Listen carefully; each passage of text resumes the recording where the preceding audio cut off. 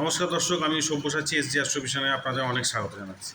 আজকে আমি যে বিষয়টি আপনাদের সামনে তুলে ধরব সেটি হচ্ছে দান। আমাদের ধর্মে বা সমস্ত ধর্মেই দানকে একটি গুরুত্বপূর্ণ একটা কর্ম বা ক্রিয়া হিসাবে বিবেচনা করা হয় এবং দানকে পরম ধর্ম হিসাবেও কিন্তু মানা হয়। কিন্তু সবার জন্যে কি দান ভালো ফল দেয়, বা সবারই কি সব ধরনের দান কি করা উচিত, বা কি ফল হতে পারে? কারণ আমরা যে সমস্ত ইতিহাসে বা আমাদের পৌরাণিক কাহিনীতে যে সমস্ত দানী ব্যক্তিদের বা দানী যারা মহাপুরুষ যাদের নাম আমরা পাই, যেমন দানবীর ছিল কর্ণ, সেও দান করতো, কিন্তু তার পরিণতি কী হয়েছিল আমরা তাও জানি। আমরা যে দৈত্যরাজ বালি, তিনিও মহান দানী ছিলেন, যে কারণে বামন অবতারের আমরা উল্লেখ পাই। এছাড়া আমরা রাজা হরিশ্চন্দ্রের কথাও শুনেছি, তিনিও পরম দানী ছিলেন। তো আলটিমেটলি দান অবশ্যই ভালো ধর্ম এবং ভালো কর্ম, কিন্তু সবার জন্য সব রকম দান কিন্তু জ্যোতিষশাস্ত্রে মান্যতা নেই। আজ আমি সেই বিষয়েই আপনাদের কিছু তথ্য দিচ্ছি। যেমন ধরুন, আমরা অনেকেই বস্ত্র দান করে থাকি, আমাদের কাপড় বা বস্ত্র এ সমস্ত জিনিস কিন্তু আমরা দান করে থাকি। কিন্তু এই বস্ত্র দান অনেক ভাবনা চিন্তা করে বা অনেক বিষয়বস্তু দেখে বা আপনারা সিমটম দেখেও বুঝতে পারবেন যে অনেকে দেখবেন দান ধর্ম এ সমস্ত করার পর বেশি ঝামেলায় পড়ে যায়, বেশি অশান্তি হয়। তখন কিন্তু এটা স্ট্রাইক করা উচিত যে কেন এরকম ঘটনা ঘটলো। অনেকেই তো আমরা বস্ত্র দান করি, বস্ত্র বা রেডিমেড গার্মেন্টস যেগুলো হয় সেগুলো কিন্তু সবই শুক্রের আইটেমের মধ্যে পড়ে।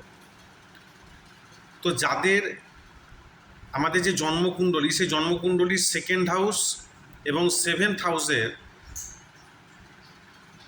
যে কারক গ্রহ বা অধিপতি সেটা কিন্তু শুক্র।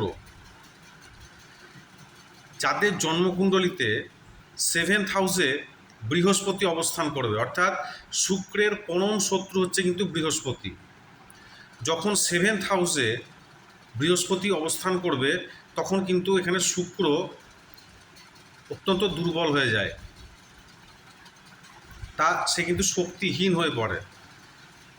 তখন কিন্তু সেই শুক্র আর ভালো রেজাল্ট দিতে পারে না। অর্থাৎ শুক্র এখানে বৃহস্পতি সেভেন্থ হাউস বা সপ্তমভাবে অবস্থানের জন্য শুক্র কিন্তু এখানে অত্যন্ত দুর্বল হয়ে গেল। আর তার উপর যদি আপনি বস্ত্র দান করেন, অর্থাৎ শুক্রের বস্তু যদি আপনি দান করেন, সেখানে শুক্র কিন্তু আরও দুর্বল হয়ে পড়ছে এবং পুরো নেগেটিভ এনার্জিতে মানে নেগেটিভ এনার্জি পরিপূর্ণ হয়ে উঠছে এই শুক্র। তখন কিন্তু এই শুক্র আপনার ম্যারিড লাইফে প্রচণ্ড সমস্যা দেবে, মেয়েদের ক্ষেত্রে গাইনো প্রবলেম দেবে,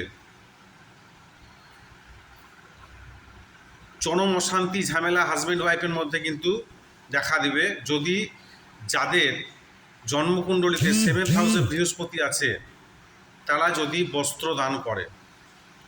অনুরূপভাবে নাইন্থ হাউসের অধিপতি কিন্তু কারক গ্রহ হচ্ছে বৃহস্পতি। তাই যাদের নাইন্থ হাউসে বৃহস্পতির ঘরে যদি শুক্র অবস্থান করে, তাহলে বৃহস্পতির চরম শত্রু হচ্ছে শুক্র। তা যে মুহূর্তে নাইন্থ হাউসে শুক্র অবস্থান করবে, নাইন্থ হাউসে শুক্র অবস্থান করা মাত্র বৃহস্পতি এখানে দুর্বল হয়ে যায়, বৃহস্পতি কিন্তু চুপ হয়ে যায়।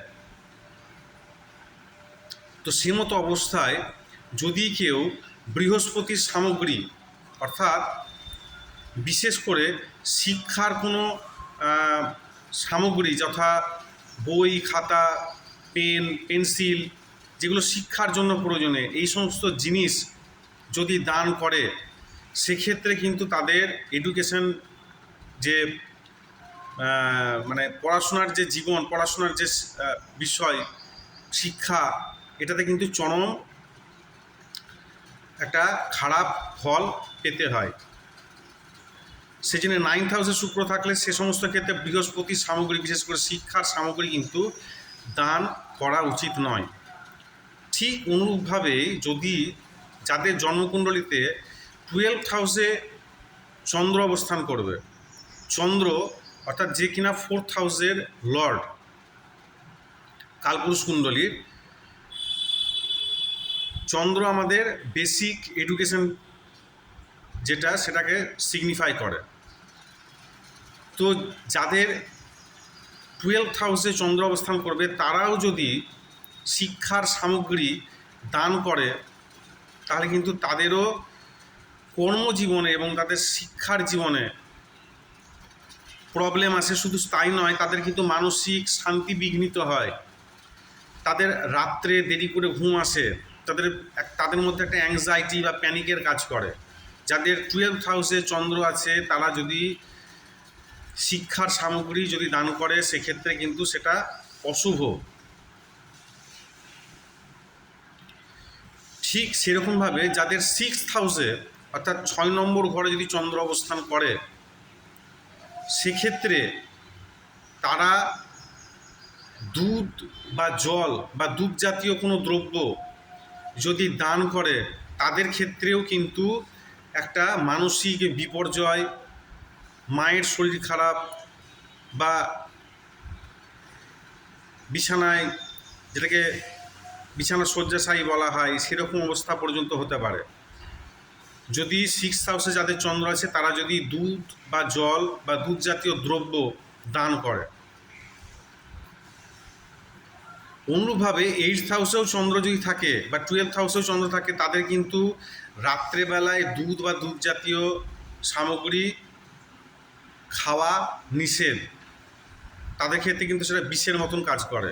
যাদের 8th এবং 12th হাউসে যদি চন্দ্র থাকে অবস্থান করে সেক্ষেত্রে কিন্তু তাদের মানা করা হয় যে তারা যেন রাত্রেবেলায় দুধ সেবন না করে, তাহলে সেটা বিষের মতন কাজ করে। আবার যাদের 6th হাউসে মঙ্গল থাকে, 6th হাউসে মঙ্গল থাকলে আপনারা লক্ষ্য করবেন, এটা আমি চ্যালেঞ্জ দিয়ে বলছি, যে সমস্ত মা বাবারা তাদের সন্তানের বার্থডে সেলিব্রেশন করেন, জন্মদিন পালন করেন, তাদের বাড়িতে সন্তানের জন্মদিন পালন করার সময় অত্যন্ত ঝামেলা, ঝঞ্ঝাট এবং অশান্তির সম্মুখীন তাদেরকে হতে হয়।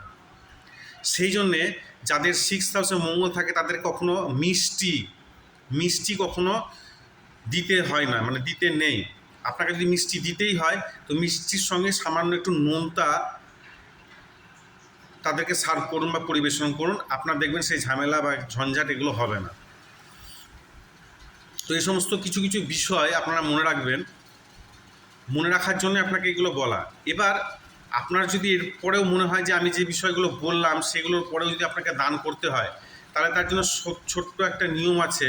আপনি যদি কোনো জিনিস, সেটা হতে পারে বস্ত্র দান করছেন বা আপনি শিক্ষার বস্তু দান করছেন, যাই করুন, তার বদলে 1 টাকা হলেও তার কাছ থেকে আপনি সেই জিনিসটার দাম গ্রহণ করুন, মূল্য নিয়ে নিন, তাহলে সেটার দাম থাকবে না, ওটা ফ্রিতে দেওয়া হবে না, ওটা কিছু একটা মূল্য ধরে দেওয়া হয়ে যাবে।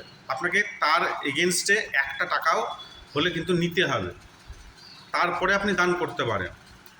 কারণ 1 টাকা যখনই আপনি নেবেন সেটার দাম থাকবে না, সেটা আপনার কিছু মূল্যের বিনিময়ে কিছু আপনি মূল্য প্রদান করছেন। আশা করি ভিডিওটি আপনাদের অনেক ভালো লাগবে। ভালো যদি লেগে থাকে অবশ্যই লাইক, শেয়ার এবং সাবস্ক্রাইব করবেন, এবং আপনাদের ভালোবাসা, আপনাদের আগ্রহ আমাকে আরও বেশি নতুন নতুন ভিডিও করতে উৎসাহ যোগাবে। অনেক অনেক ধন্যবাদ। ভালো থাকবেন, সুস্থ থাকবেন।